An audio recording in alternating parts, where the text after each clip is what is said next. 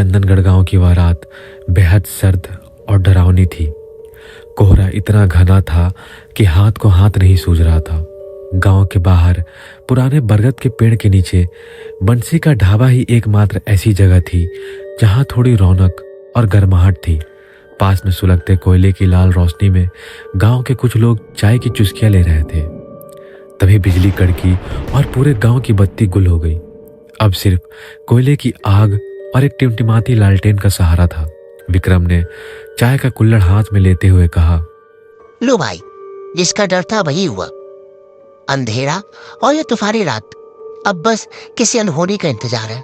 सुमेश जो वहीं बैठा बीड़ी सुलगा रहा था बोला, अरे विक्रम, तू शहर से पढ़ लिख कर आया है, फिर भी डरता है। वैसे यह वक्त तो रघु काका की कहानियों का है। बिजली गई तो क्या, इस अंधेरी रात में काका के किस्से तो और बेरंग लाएंगे। विक्रम हंसा। अरे सुमेश भाई, काका की कहानियां बस मनगढ़ंत बातें हैं। आज के जमाने में भूत प्रेत कौन मानता है। तभी ढाबे के टीन की छत पर जोर से बारिश की बूंदें गिरने लगी और उसी शोर के बीच एक भारी आवाज गूंजी, जो नहीं मानता वही अक्सर सबसे पहले शिकार बनता है बेटा। सबने दरवाजे की तरफ देखा। वहां रघु काका खड़े थे।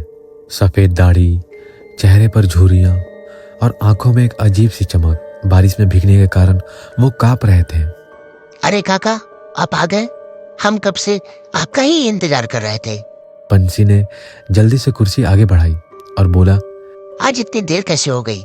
रघु काका ने गमछे से सिर पोंछा और गंभीर आवाज में बोला, बस रास्ते में कुछ पुरानी यादें ताजा हो गई थी, इसलिए वक्त लग गया। वो भी कोयले के पास बैठ गए। उनकी चुप्पी देखकर ढाबे में सन्नाटा छा गया।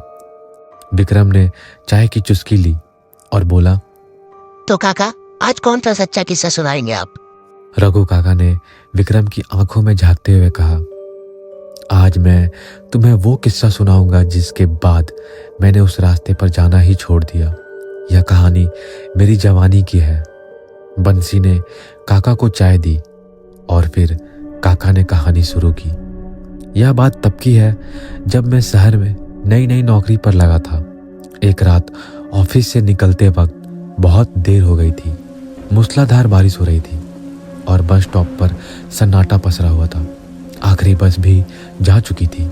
मैंने सोचा कि पैदल ही शॉर्टकट लेकर गांव निकल जाता हूँ। वह रास्ता सुनसान था और घने जंगलों के बीच से गुजरता था। मैं तेज कदमों से चल रहा था। तभी अचानक से बिजली कड़की और मुझे सड़क के उस पार एक परछाई दिखाई दी। गौर से देखा तो एक बूढ़ी औरत बैठी थी जो अजीब तरीके से हिल रही थी। पलक झपकते ही वो गायब हो गई। मेरे रोंगटे खड़े हो गए। मैंने अपनी चाल और तेज कर दी।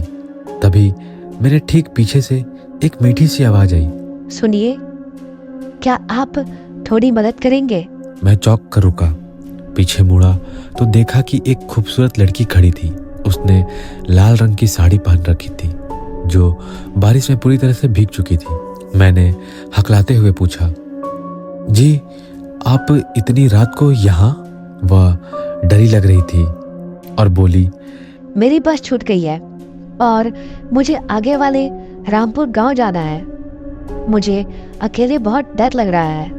मैंने अभी वहाँ एक भयानक बूढ़ी औरत को देखा था। क्या आप मुझे मेरे गांव तक छोड़ देंगे। उसकी बात सुनकर मुझे भी उस बूढ़ी औरत का ख्याल आया जिसे मैंने भी देखा था। मुझे लगा कि हम दोनों एक ही मुसीबत में हैं। मैंने कहा, हाँ, मेरा रास्ता भी वहीं से है, चलिए साथ चलते हैं। फिर हम दोनों साथ साथ चलने लगे। बारिश और तेज हो गई थी। वह लड़की मेरे साथ साथ चल रही थी, लेकिन अजीब बात यह थी कि कीचड़ भरे रास्ते पर चलने के बावजूद उसके पैरों की पायल की आवाज बिल्कुल साफ सुनाई दे रही थी। रास्ते में उसने पूछा, आपको डर नहीं लगता इस रास्ते से। लोग कहते हैं कि यहाँ छलावा घूमता है। मैंने अपनी मर्दानगी दिखाने के लिए बोला, अरे नहीं, ये सब तो बस कहानियां हैं, मैं इन पर यकीन नहीं करता। वह लड़की धीमे से हंसी और बोली, अच्छी बात है, जो यकीन नहीं करते उन्हें बहकाना आसान होता है। मैंने पूछा, क्या मतलब। वह मुस्कुराई और बोली, कुछ नहीं, बस मजाक कर रही थी। तभी चलते चलते अचानक मुझे यह लगा कि मेरे बगल में कोई नहीं है। मैं रुका, इधर उधर देखा। ये क्या? वह लड़की गायब हो चुकी थी। मेरा दिल जोर जोर से धड़कने लगा। मैंने बोला, अरे सुनिए, आप कहाँ हैं? तभी ठीक मेरे कान के पास से एक आवाज आई, मैं तो यही हूँ। मैं उछल पड़ा। वो ठीक मेरे पीछे खड़ी थी और मुस्कुरा रही थी और बोली, अरे आप इतना क्यों डर रहे हैं? मैं तो बस अपने सैंडल ठीक कर रही थी। उस वक्त मुझे उसके चेहरे पर एक अजीब सी मुस्कान दिखी, या फिर अंधेरे की वजह से मेरा वहम था। हमने फिर साथ में चलना शुरू किया, लेकिन अब मुझे एक अजीब सी बदबू आने लगी थी, जैसे सड़े हुए मांस की हो। मैंने हिम्मत करके पूछा, तुम्हें यह बदबू आ रही है? वह रुकी और बोली, कैसी बदबू? शायद किसी जानवर की लाश होगी। वैसे आपको पता है छला हुआ कैसा दिखता है? उसने पूछा मुझसे। मैंने जवाब दिया, नहीं, और मुझे जानना भी नहीं है। वह जोर जोर से हंसने लगी। उसकी हंसी अब मीठी नहीं बल्कि खौफनाक थी। उसने बोला, अरे देख लीजिए ना, शायद वो आपके बहुत करीब हो। उसके इतने कहने पर मैंने पीछे मुड़कर देखा तो उसका कद अचानक बढ़ने लगा। उसकी वो खूबसूरत आंखें अंगारों जैसी लाल हो गई।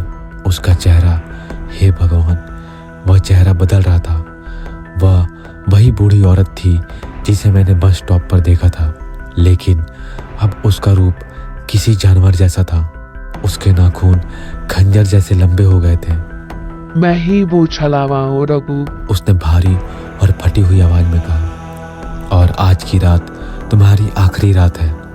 ये सुनते ही मेरी तो रूह ही कांप गई। मेरा गला सूख गया था। मैं पलटा और जान बचाकर भागा।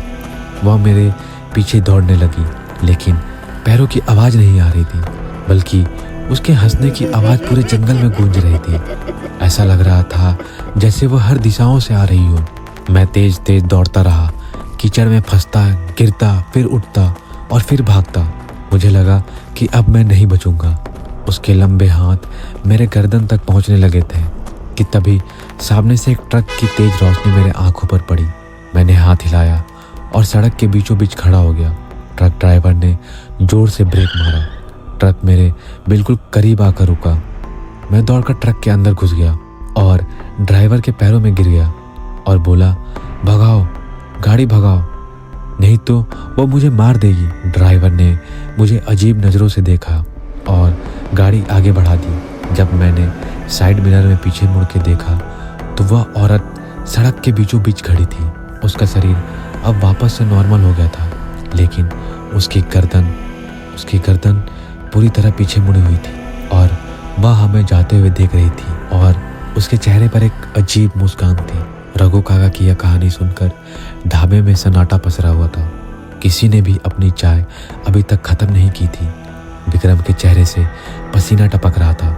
रघु काका ने एक लंबी सांस ली और बोला, उस रात के बाद मैंने कभी उस रास्ते पर कदम नहीं रखा, और सुना है आज भी बरसात की रातों में वह लाल साड़ी वाली वहाँ लिफ्ट मांगती है। तभी ढाबे के बाहर अंधेरे में से किसी महिला के रोने की आवाज़ आई। सब लोग सहम गए। बंसी कांपते हुए बोला, यह कैसी आवाज़ है? रघु काका ने अपनी लाठी उठाई और दरवाजे की तरफ देखा।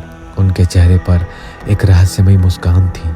उन्होंने बोला, लगता है आज उसे कोई और मुसाफिर मिला है, या शायद वो जानती है कि मैं आज यहाँ हूँ। तभी ढाबे की लालटेन बुझ गई और घने अंधेरे से एक आवाज़ गूंजी, कहानी अभी खत्म नहीं हुई है।